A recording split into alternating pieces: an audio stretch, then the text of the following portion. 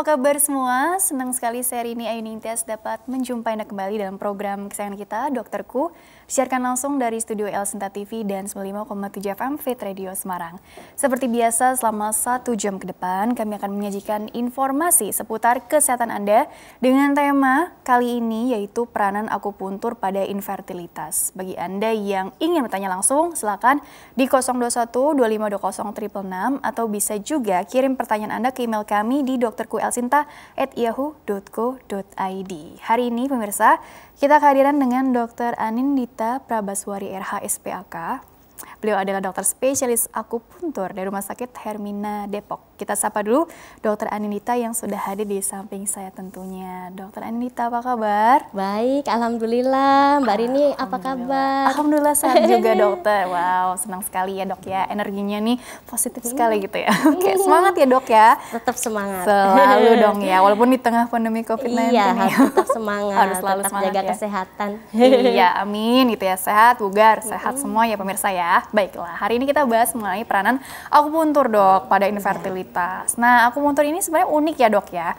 Kalau menurut aku pribadi loh gitu ya, nggak tahu kalau menurut pemirsa sih gitu ya. Karena kalau aku baca tuh manfaatnya luar biasa gitu ya. Untuk misalnya masalah medis gitu ya, untuk mengurangi keluhan-keluhan berbagai penyakit itu bisa. Untuk estetik juga bisa juga ya, untuk kecantikan gitu ya. Jadi sebenarnya begini, nah ini kasusnya untuk mengatasi infertilitas gitu ya. Sebelum kita meneropong lebih jauh lagi, sebetulnya akupuntur ini sendiri pengertiannya apa? Karena kan kita harus satukan persepsi dulu begitu ya dok ya. Jadi akupuntur ini sendiri menurut dokter sebagai ahli akupuntur tuh bagaimana dokter? Iya, jadi akupuntur itu berasal dari bahasa Latin ya. Akus dan punctur. Akus itu artinya jarum. Punctur itu artinya menusukkan. Jadi secara bahasa dari bahasa Latin akupuntur itu ya menusukkan jarum. Nah, kalau dari medis, akupuntur medis itu adalah teknik pengobatan. Jadi dia udah merupakan teknik pengobatan dengan penusukan jarum ke titik akupuntur dengan berdasarkan prinsip anatomi dan fisiologi untuk memacu tubuh untuk menghasilkan zat-zat penyembuhan seperti neurotransmitter, meregulasi hormon untuk penyembuhan berbagai penyakit. Menarik ya, soalnya kalau kita baca kan sejarahnya gitu ya kan, saya banyak versi gitu kan. Jadi apa sih kalau di China gitu kan ada yin yang gitu kan, energi itu harus balance. Nah ini akupuntur seperti apa dok tadi dimasukkan jarum? Jarum akupuntur. Memang akupuntur itu perkembangannya dari pertama tuh dari bangsa Cina ya, sudah dilakukan selama sekitar 2.500 tahun. Kemudian makin ke sini makin banyak ilmu makin berkembang dan makin banyak penelitian-penelitiannya. Kemudian tahun 2003 WHO itu mempublikasikan uji klinis tentang keefektifan akupunktur dan ternyata hasilnya bagus sekali, luar biasa. Kemudian akupuntur mulai masuk Indonesia, kemudian tahun 2011 sudah mulai masuk ke bidang spesialisasi ke FKUI. Wah, dokter spesialis akupuntur ya, makanya istilahnya SPAK gitu ya dok ya. SPAK, iya. Tapi kalau tadi dilihat dari perjalanannya, karena kan ilmu semakin berkembang, teknologi semakin maju, penemuan-penemuan makin banyak, jadi evidence based gitu ya dok ya, banyak, makin banyak ya. Jadi apa diadopsi di barat ya dok ya, kemudian akhirnya di WHO sendiri tadi kan memasukkan ini ke medis gitu ya dok ya. Betul. Karena tadi sudah terbukti tadi apa jadi merangsang apa tuh hormon-hormon yang dibutuhkan oleh tubuh, terus juga neurotransmitter kita jadi jauh lebih seimbang gitu ya dok ya. Betul. Oh begitu. Jadi kalau dipikir-pikir kalau kita bahas mengenai infertilitas, ini sebenarnya pengertian infertilitas ini bagaimana dulu nih dok? Karena kan harus dikasih pengertian dulu sehingga nanti bagaimana peran akupuntur untuk mengatasi masalah ketidaksuburan ini ya berarti ya dok ya. Infertilitas atau ketidaksuburan itu merupakan ketidakmampuan suatu pasangan untuk memperoleh keturunan selama 12 bulan, tapi dia harus berhubungan seksual secara teratur. Secara teratur itu bisa 2 sampai 3 kali seminggu dan tanpa kontrasepsi. Dan di sini peran akupuntur tuh sangat berperan bagus luar biasa untuk masalah infertilitas ini. Tapi intinya apakah ini jadi pengobatan utama atau suportif aja atau memang apa ya dok ya, karena kan kita kan pengen melihat ini secara komprehensif gitu ya dok ya, karena kalau bicara infertilitas aja ada kriteria khusus tadi yang seperti dokter katakan, terus kemudian juga treatment itu kan banyak orang sudah mencoba ini itu gitu ya, tapi mungkin belum juga gitu ya dok ya, jadi ini suportif atau bisa jadi apa ya, treatment utama juga tergantung dari masing-masing orangnya juga dok. Dari pengalaman selama praktek sih, untuk pasien akupunktur tuh ada banyak yang datang sendiri, ada juga yang banyak apa namanya melalui dokter rujukan, melalui rujukan gitu. Tapi kalau untuk masalah infertilitas ini saran saya sih harus ke dokter obgyn dulu, subspesialis fertilitas ya. Jadi bisa diketahui apa penyebabnya. Kemudian dan juga dari obgyn juga dikasih pengobatan dan terapi, terus dikombinasi dengan akupunktur, jadi saya bisa terapi dengan tepat sasaran gitu, jadi lebih efektif dan cepat gitu hasilnya ke pasien. Gitu. Jadi combine dengan terapi. Ini rujukan ya tadi dari dokter obgynnya, karena mungkin udah ketahuan ya ini mungkin hormonalnya tadi yang kurang balance gitu ya dok ya. Karena penyebab infertilitas kan macam-macam ya. Kalau kita ngomong faktor resiko ya zaman seperti ini yang instan serba cepat itu apa namanya pola makan pastikan yang tinggi kalori, yang instan gitu kan. Iya zaman sekarang. Zaman sekarang. Terus juga apa namanya olahraga kurang gitu karena kan udah capek ya. Karena kan capek udah pulang kerja gitu capek gitu. Terus juga apa namanya makanan tinggi kalori, tinggi lemak gitu, terus kurang istirahat dan stres gitu. Kalau penyebab infertilitas kan juga macam-macam ya, bisa dari pihak wanita, bisa dari pihak pria gitu. Kalau pihak wanita biasanya itu macam-macam juga penyebabnya, bisa karena gangguan hormon, itu karena gangguan ovulasi, kemudian dari tubanya sendiri apakah ada infeksi atau enggak gitu. Atau dari rahimnya sendiri bisa ada tumor, ada keganasan atau ada polip gitu kan, harus diketahui dulu penyebabnya. Kemudian kalau misalnya dari pria itu kan bisa juga faktor risikonya kan bisa merokok, terus kurang tidur gitu bisa juga. Terus kalau penyebabnya pada pria tuh bisa sumbatan gitu atau gangguan hormonal gitu, kita harus tahu dulu penyebabnya apa gitu. Jadi setelah tahu penyebabnya, kemudian dikombinasi dengan terapi akupunktur, saya bisa tusuk titiknya yang tepat sasaran gitu. Jadi keberhasilannya lebih tinggi dan lebih efektif gitu untuk pasien. Jadi jangan lupakan juga ya ada faktor istri dan faktor suami di sini atau faktor-faktor lainnya ya. Tapi yang kita bahas berarti kan kedua belah pihak ini perlu ya konsul dulu konsultasi. Kalau yang perempuan ke konsultasi ke bagian obstetri, obgyn, bagian subspesialis fertilitas. Kalau yang laki-laki bisa ke androlog gitu.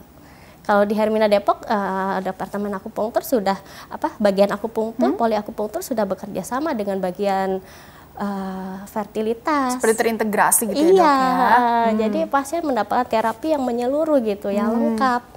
Jadi sehingga keberhasilannya tinggi. Berarti apakah tidak semua kasus infertilitas tuh bisa disupport dengan akupunktur ya dok? Artinya seperti yang kasus yang bagaimana sih dok yang kira-kira efektif gitu ya jika disupport dengan terapi akupunktur gitu katakanlah. Jadi kan seperti saya bilang memang harus ketahuan dulu itu penyebabnya apa. Jadi akupunktur bisa masuk.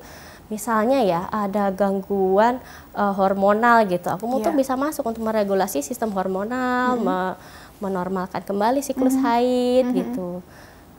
Terus juga kalau untuk program hamil ya akupunktur udah banyak penelitiannya dan terbukti bagus untuk meningkatkan peluang keberhasilan program bayi tabung. Banyak penelitiannya ya. Dan kalau di tahapan bayi tabung akupunktur bisa masuk. Pertama tahap persiapan bayi tabung 1-2 bulan sebelumnya akupunktur bisa masuk. Jadi kita anamnesa dulu apakah gangguannya apakah ada kelebihan berat badan gitu, kita coba turunin dulu gitu. Apakah ada selain gangguan kesuburan ada faktor yang mendasari seperti gangguan imun gitu atau gangguan pembekuan darah gitu, kita terapi dulu gitu. Jadi pas masuk ke program bayi tabungnya sudah baik gitu kondisinya. Intinya gitu. udah apa ya, udah ketahuan nih yang sasarannya yang mana dulu nih gitu ya. Titiknya juga tadi sesuai dengan penyebab ya. Terus juga pada fase bayi tabungnya itu juga akupunktur bisa masuk di situ. Terapinya sekitar dua kali seminggu gitu. Kemudian setelah embrio transfer juga akupunktur di situ bisa masuk untuk memperkuat penempelan embrio gitu. Jadi dan untuk efek relaksasi. Betul. Gitu. Jadi nggak embrionya bisa nempel terus gitu di. Iya, kan itu yang tujuannya. Iya. Baik, dokter, kita jeda dulu sebentar ya. Nanti dilanjutkan kembali di segmen selanjutnya lebih detail lagi ya, Dok ya. Iya. Baiklah pemirsa, jangan kemana-mana, tetaplah bersama kami akan kembali sesaat lagi.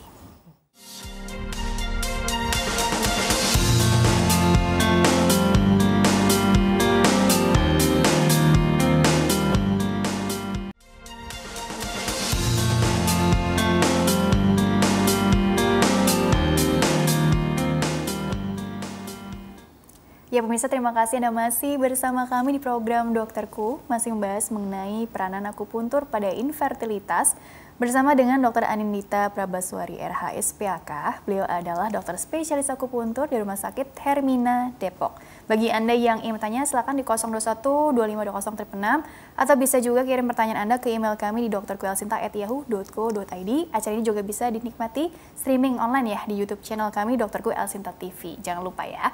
Baik, dokter, dilanjutkan kembali ya, Dok ya, mengenai tema kita kali ini. Nah, berhubung nih tadi aku bilang untuk lebih detail lagi mungkin ada slide ya.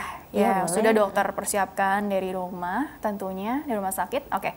Nah, ini kan pengertian infertilitas ini patut dipahami ya, Dok ya. Karena kan mungkin banyak perempuan di luar sana atau para pria di luar sana yang sudah keburu-buru melabel dirinya itu, aduh jangan-jangan ada masalah infertilitas. Padahal mungkin menikahnya juga baru berapa bulan gitu ya, Dok ya. Jadi pengertian infertilitas yang dimaksud ini dari sudut pandang medis tuh seperti apa, dokter? Mungkin ditekankan kembali, Dok, supaya kita jadi makin aware gitu ya. Iya, jadi ini saya ambil definisi infertilitas dari WHO. Jadi infertilitas atau ketidaksuburan itu adalah kegagalan suatu pasangan untuk mendapatkan kehamilan sekurang-kurangnya dalam 12 bulan berhubungan seksual secara teratur tanpa kontrasepsi. Jadi harus ada komponen-komponen ini, harus ada komponen pasangan. Terus juga sekurang-kurangnya minimal tuh 12 bulan dan harus berhubungan seksual secara teratur itu kira-kira 2-3 kali seminggu dan harus tanpa kontrasepsi ya. Jadi jangan buru-buru melabeli, aduh saya nggak subur nih gitu. Jadi harus memenuhi kriteria itu dulu gitu. Atau pasangan yang LDR kan zaman sekarang makin banyak, makanya, beda kotak, beda pulau. Iya, gitu. makanya itu harus benar-benar sesuai definisi itu ya. Iya, gitu ya. Oke, next slide dulu. Itu sekilas aja ya. Nah, ini akupuntur medik dengan yang memang ada non medik tapi jadi supaya nggak salah persepsi gitu ya. Maksudnya akupuntur medik di sini apa? Karena kan ada juga yang akupuntur untuk kecantikan, slimming lah apa macam-macam ya, Dok. Sebenarnya akupuntur medis itu merupakan teknik pengobatan dengan memasukkan jarum akupunktur di titik akupunktur menggunakan ilmu anatomi fisiologi serta menerapkan prinsip evidence based medicine. Jadi akupunktur medik itu sebenarnya mencakup akupunktur estetik dan akupunktur untuk penyakit gitu. Ada juga kan akupunktur tradisional gitu.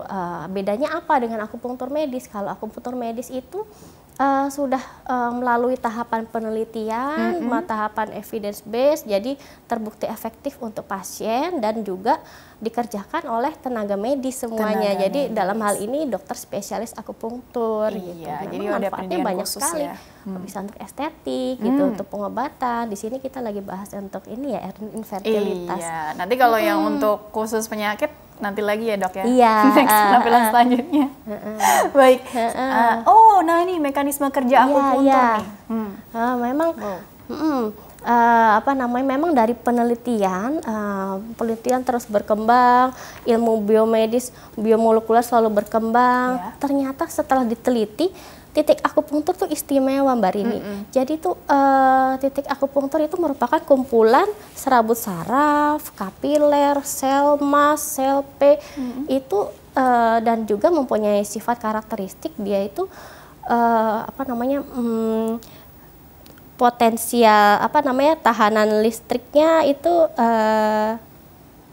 rendah, tapi potensial aksinya tuh tinggi gitu. Jadi apabila dirangsang, titik akupuntur dirangsang, itu bisa memacu tubuh untuk menghasilkan neurotransmitter yang berguna untuk penyembuhan berbagai penyakit. Oh, gitu. Dan makin ke sini teknik akupunktur dan untuk perangsangan titik akupunktur tuh semakin berkembang, bisa dengan jarum, terus juga dengan elektroakupunktur atau rangsang listrik atau dengan macam-macam laser. jenisnya ya. Laser itu dengan perangsangan sinar laser energi rendah gitu. Jadi sebenarnya tadi untuk meregulasi hormon, terus tadi merangsang hormon-hormon yang diperlukan oleh tubuh lah ya. Ini yang nggak apa ya, masih kurang yang mana? Otomatis kayak up dengan sendirinya, naik dengan sendirinya gitu dok ya. Neurotransmitternya tuh jadi apa ya istilahnya? Ini kan yang mengirimkan sinyal ya antar neuron tadi ya dok ya. Jadi kalau kita runut lebih jauh lagi, mekanisme akupunktur tuh bisa berefek lokal, segmental dan sentral gitu. Maksudnya apa tuh dok? Kalau lokal itu dengan kita tusuk jarum akupunktur di titik akupunktur itu ternyata terjadi reaksi di dalam tubuh, terjadi mikrotrauma, kemudian merangsang tubuh untuk menghasilkan zat-zat ternyata langsung keluar tuh substansi P gitu, terus histamin, endorfin gitu yang berguna untuk mengatasi peradangan. Contohnya kayak kita nyari lutut gitu, ada bengkak di lutut gitu, terus kita tusukkan jarum akupunktur di sekitar titik, tapi kalau yang bengkak tuh nggak boleh ya. Ternyata bisa mengurangi peradangan gitu, bengkaknya berkurang gitu, kemerahannya berkurang gitu. Terus yang kedua, efek segmental. Efek segmental itu kita tusuk titik akupunktur yang mempengaruhi organ yang kita tuju gitu. Kayak infertilitas kan kita mau mempengaruhi meningkatkan aliran darah ke rahim gitu. Kita tusuk misalnya titik di punggung gitu, ternyata bisa mempengaruhi mempengaruhi organ reproduksi gitu. Dan dari penelitian bagus sekali untuk ternyata bisa meningkatkan aliran darah ke arteri uterina di rahim, sehingga produksi sel telurnya itu jadi lebih bagus gitu. Terus juga sel telurnya jadi jauh lebih bagus tadi ya. Sel telur jadi lebih bagus dan mempengaruhi ketebalan endometrium. Jadi memperkuat penempelan embrio ya di dinding rahim. Jadi mempengaruhi produksi sel telur. Terus jadi embrionya jadi jauh lebih kuat gitu untuk nempel. Nempel gitu ya.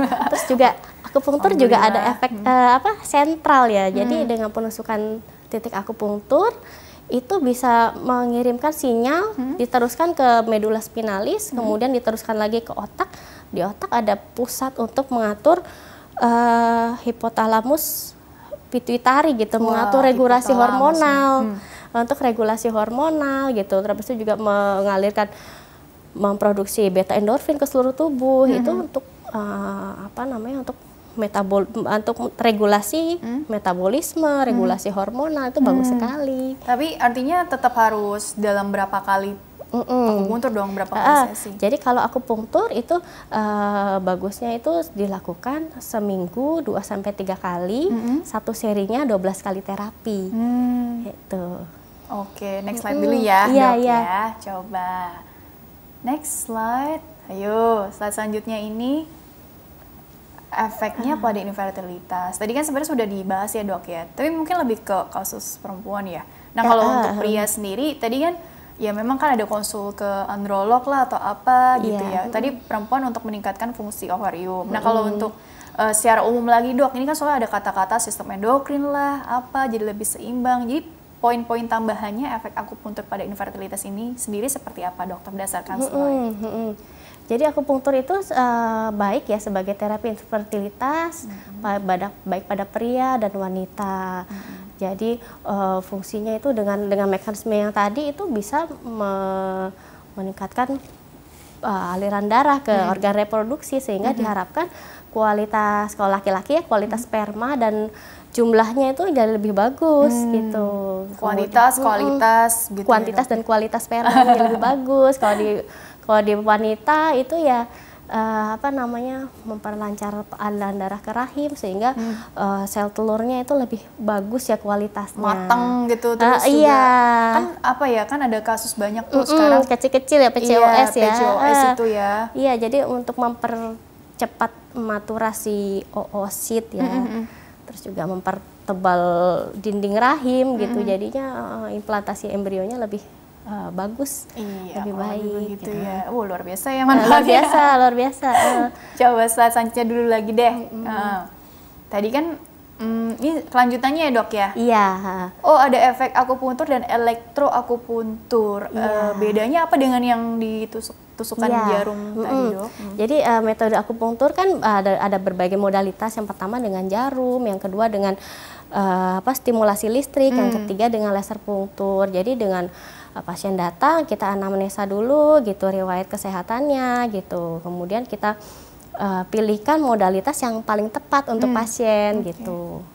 Paling tepat tuh maksudnya bagaimana dok? Apakah dilihat dari, oh aku takut jarum jadi mendingan pakai yang itu, atau mungkin khawatir ada apa sih perdarahan nggak sih atau apa gitu ya, walaupun mungkin kan enggak lah ya, tapi kan untuk menjawab rasa apa ya, penasaran atau khawatir, cemas, tiap orang beda-beda.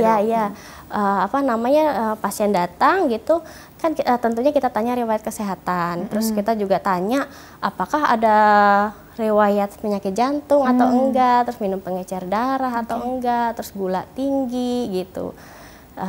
Kalau misalnya terus kita pilihkan gitu, modalitas yang paling cocok untuk pasien gitu. Kalau misalnya pasiennya ada riwayat sakit jantung, tentunya kita menghindari elektrostimulator gitu, elektroakupuntur rangsangan dengan listrik. Jadi gitu. semacam ada, bukan kontraindikasi sih, tapi lebih ke apa sih, ada penyakit yang jadi resiko. Jadi nanti setiap pasien datang sih akan ditanyakan secara lengkap gitu riwayat kesehatannya gitu. Termasuk tadi konsumsi obat-obatan betul. Itu apa ya, berarti sebaiknya yang pakai yang lain, teknik yang lain, atau obatnya di stop dulu, kan mungkin nggak mungkin ya pada sebagian kasus ya dok ya. Jadi kalau misalnya untuk pasien sedang minum obat pengencer darah, sebaiknya dikonsultasikan dulu, karena tidak semua obat pengencer darah itu kontraindikasi untuk dilakukan akupunktur, dan juga tergantung dosisnya gitu. Jadi nggak semua nggak boleh gitu. Dan juga ada kalau misalnya memang kontraindikasi sekali, ada teknik laser gitu kan, non invasif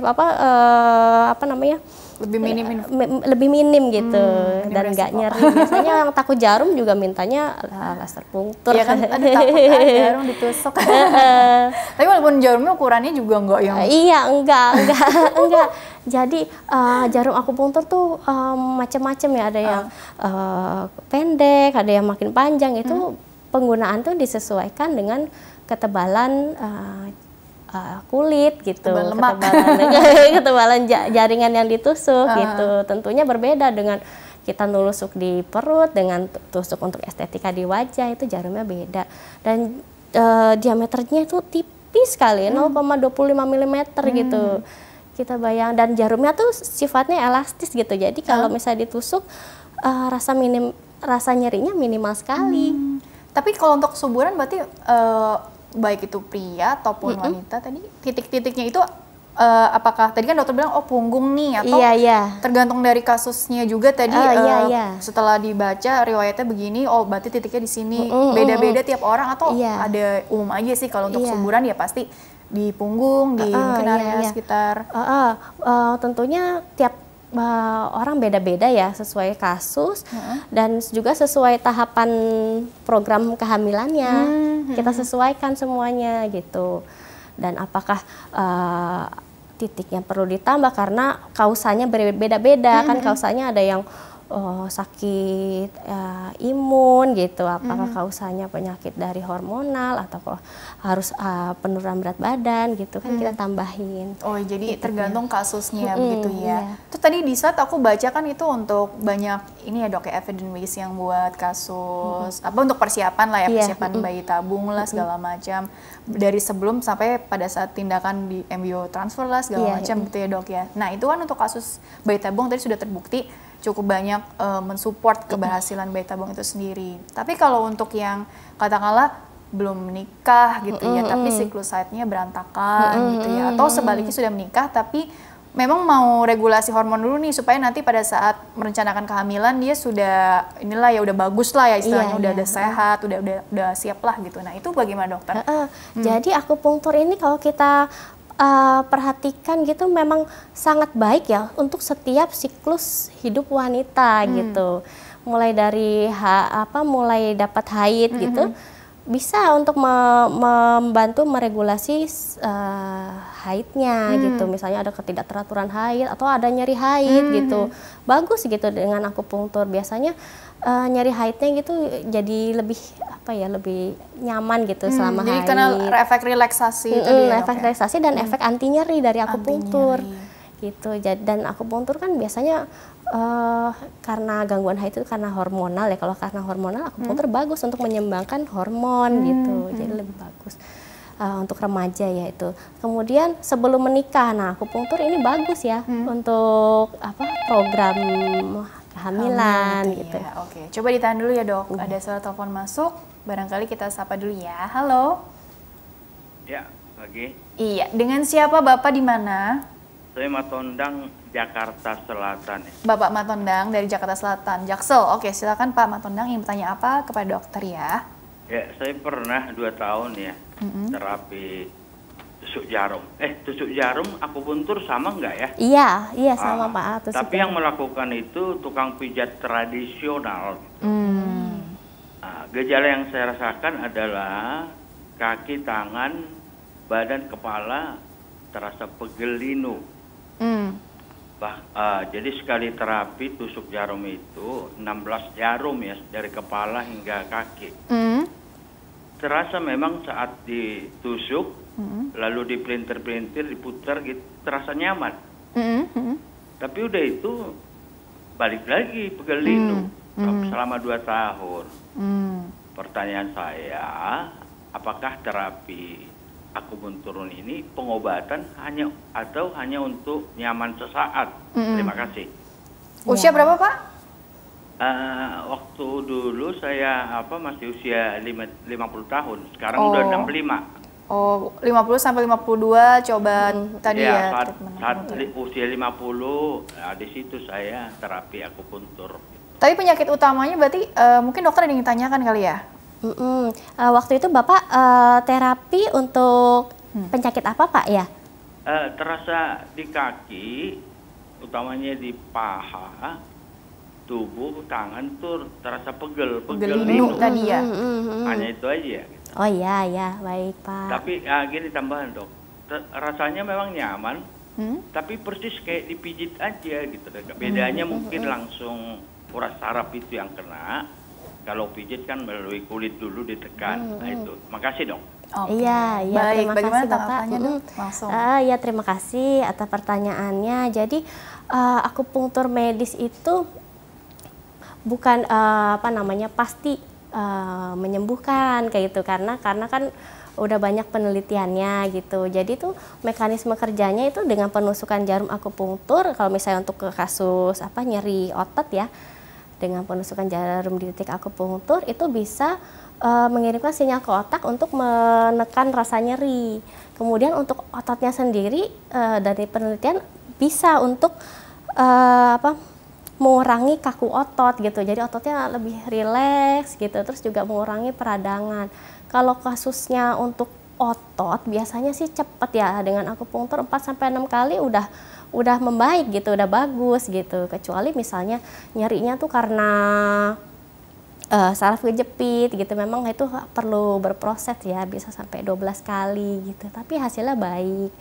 Nah, untuk saran saya kalau misalnya berobat gitu, sebaiknya ke dokter spesialis akupunktur medis gitu. Jadi kan semuanya bisa berdasarkan medis gitu. Mungkin dicari tahu dulu ini sebenarnya penyebab pegel linunya tadi ya. Penyebab utamanya apa?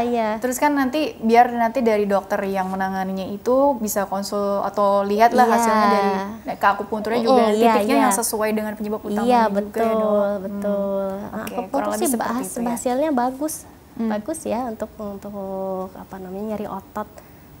Jadi efek relaksasi yang katanya waktu itu aja gitu ya, seolah-olah sesaat, Dok. Enggak betul ya. Harusnya sih kalau bisa ditangani dengan yang kompeten gitu, hasilnya baik. Dan hasilnya untuk relaksasi otot untuk dengan jangka waktu yang lama gitu. Iya, begitu ya kalau lebih tanggapannya ya. Jadi tadi ya bedanya itu apa tadi, mungkin tadi insya Allah udah cukup menjawab gitu ya, Dok ya. Nah, berhubung tadi ada penelpon dari Pak Matondang tadi ya sudah masuk, sekarang gilirannya pertanyaan dari email dulu ya, yang nanti dokter bisa tanggapi lebih detail lagi ya. Jadi bagi pemirsa yang ingin bertanya via email, silahkan kirim saja pertanyaan ke email kami di drkuelsinta@yahoo.co.id. Format lengkapnya di bawah ini, nama, usia Anda atau usia pasien yang ditanyakannya ya, serta asal kotanya. Baik, pertanyaan pertama ini dari Kiki dari Lebak Bulus, usianya 28 tahun. Pertanyaannya juga menarik, Dok. Tadi sekilas aku review ya. Dok, boleh nggak sih kalau kita acupressure sendiri setiap hari selama beberapa menit di titik-titik kesuburan? Dalam kurung dia banyak lihat di internet gitu ya katanya. Dengan tujuan untuk melancarkan aliran darah ke rahim. Nah, ini istilahnya tuh seperti itu ya, melancarkan aliran darah ke rahim atau apa gitu. Kebetulan headnya juga saya tuh nggak teratur dan suka nyeri di bagian perut kiri bawah. Apakah ada bahayanya kalau kita acupressure sendiri memakai pijatan tangan, Dok? Terima kasih. Bedanya apa tuh? Akupuntur, terus ada elektro, ada laser, ada acupressure, atau dipijat dengan massage dengan tangan sendiri? Iya, seperti tadi yang saya sampaikan, titik akupunktur itu bisa dirangsang ya. Bisa dengan jarum, bisa dengan elektroakupunktur atau dengan listrik, atau bisa juga dengan laser, dengan sinar laser energi rendah. Tetapi ini juga bisa dengan acupressure ya, dengan penekanan dengan jari ya, gitu. Kalau saran saya, memang ada kontraindikasi juga ya, beberapa untuk acupressure gitu. Jadi sebaiknya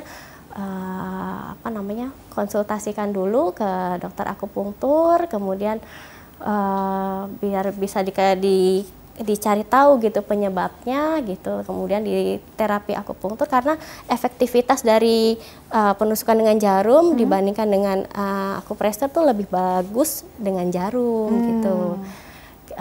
Dan boleh dikonsultasikan dulu gitu, kemudian bisa ditanyakan juga ke dokternya gitu untuk self care di rumah tuh bagaimana gitu, titik mana saja yang boleh dipijat, terus juga pijatnya seperti apa, penekanannya bagaimana, terus berapa kali sehari gitu atau berapa kali seminggu, itu sebaiknya ditanyakan dulu ke dokter spesialis akupunktur. Jadi ada aturan mainnya ya, istilahnya seperti itu ya. Jadi titik-titiknya juga tertentu. Agak riskan juga ya, Dok. Maksudnya gini, saking banyaknya informasi yang ada di internet kan, kita kadang nggak tahu mana yang benar, mana yang agak-agak nggak benar gitu.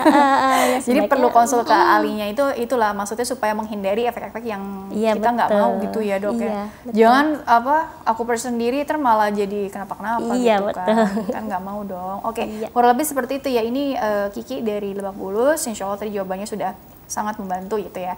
Pertanyaan selanjutnya dari Ibu Arin, Ibu Arin 29 tahun dari Bekasi ya. Pertanyaan seperti ini, dokter. Dokter, saya sudah menikah dan belum punya anak. Kebetulan berat badan saya agak berlebih. Konsul ke kebidanan disarankan untuk menurunkan berat badan saya. Karena katanya pengaruh sekali ke kesuburan. Yang saya mau tanya, Dok, apa akupuntur itu benar-benar bisa untuk bantu turunkan nafsu makan dan memperbaiki hormon kesuburan saya? Dan kira-kira butuh waktu berapa lama ya, Dok? Karena saya ingin sekali memiliki keturunan. Thanks, Dok. Salam. Baik. Bagaimana, Dokter? Iya, terima kasih pertanyaannya. Akupuntur baik sekali ya untuk membantu program penurunan berat badan ya. Jadi dengan akupuntur itu bisa membantu menekan nafsu makan dan juga meningkatkan metabolisme. Jadi biasanya setelah akupuntur itu makan sedikit itu udah berasa kenyang gitu. Jadi banyak yang cerita begitu gitu. Terus penurunan berat badan yang diharapkan dalam seminggu kita targetnya 0,5 sampai 1 kilo gitu. Nggak yang drastis, gitu. Tentunya juga harus dibarengi dengan diet dan olahraga gitu. Dan itu akan automatically meregulasi hormon, metabolisme dulu ya dok? Iya. Jadi kalau misalnya, jadi saya misalnya kasus seperti itu, saya akan tusuk di titik-titik yang mempengaruhi kesuburan, sekaligus untuk membantu penurunan berat badan gitu. Jadi dapat manfaatnya banyak gitu ya dok ya, dalam sekali tindakan gitu ya dok? Iya, sekali tindakan. Oh iya, alhamdulillah dong gitu ya. Oke deh, kalau begitu kita jeda dulu sebentar dok, nanti lanjutkan kembali di segmen terakhir ya dok ya. Iya. Baiklah pemirsa, jangan kemana-mana, tetaplah bersama kami. Kami akan kembali sesaat lagi.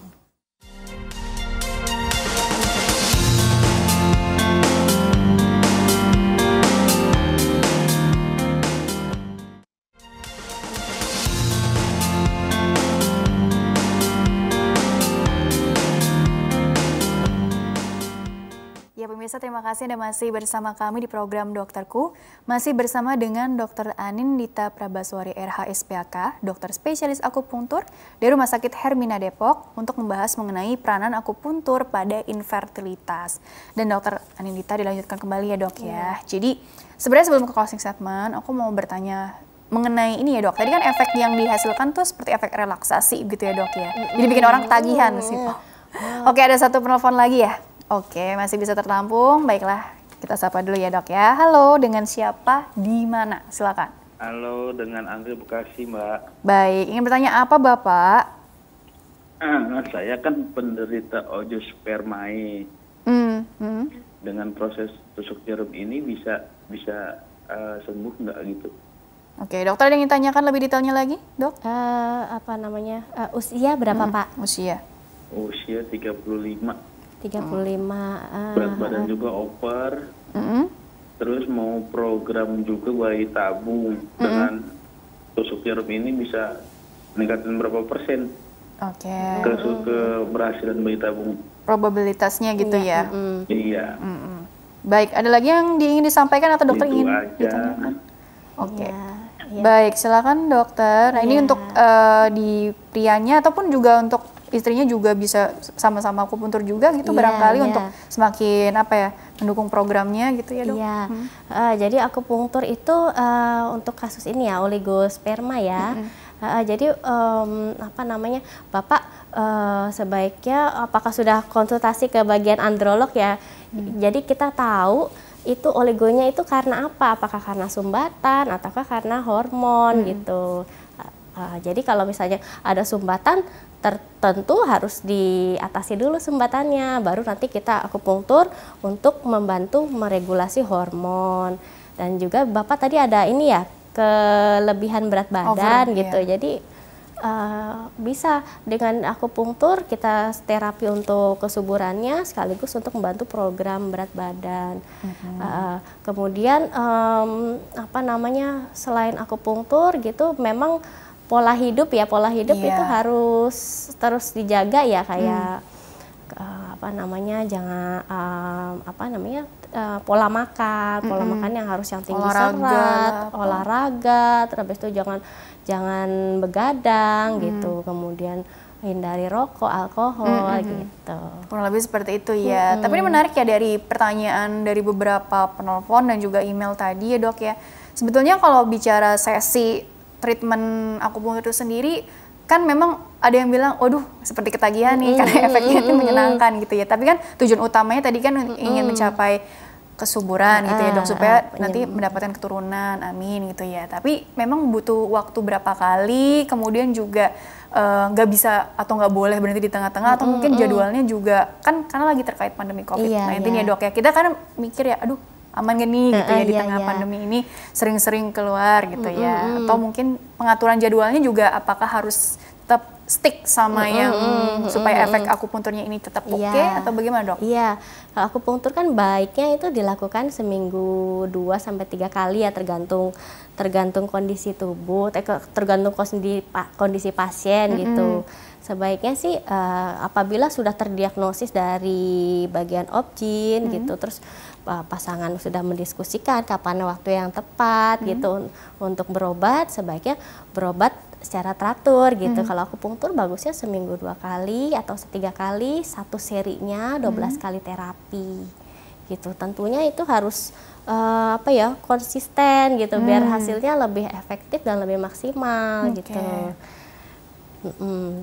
Kurang lebih seperti itu ya. Yang Iya. intinya sesuai dengan protokol kesehatan aja ya kalau terkait di tengah pandemi COVID-19. Sekarang kan lagi pandemi COVID ya. Kalau himbauan sih harus waspada ya karena Iya. ini situasi sedang pandemi. Tetapi jangan terlalu khawatir ke rumah sakit karena kalau Rumah Sakit Hermina Depok itu sudah akreditasi internasional Iya, gitu. Jadi alhamdulillah. standar protokolnya tuh lebih ketat. Jadi selama pandemi ini dilakukan pengecekan suhu, kemudian di screening awal melalui checklist, kemudian semua pengunjung diwajibkan memakai masker gitu. Kemudian ruangan poli juga selalu didesinfektan ya secara berkala. Tentunya ya. Gitu. Terus juga dokter dan semua tenaga medis itu semua memakai APD, alat pelindung diri yang sesuai ketentuan yang berlaku gitu. Jadi intinya sih sebenarnya kalau untuk mendukung program hamil baik itu di pihak tadi istrinya ataupun suaminya itu ini bagus ya dok ya. Bagus, baik. Banyak tadi bukti-buktinya yang sudah istilahnya evidence base-nya tadi udah banyak iya, gitu udah ya dok banyak. ya.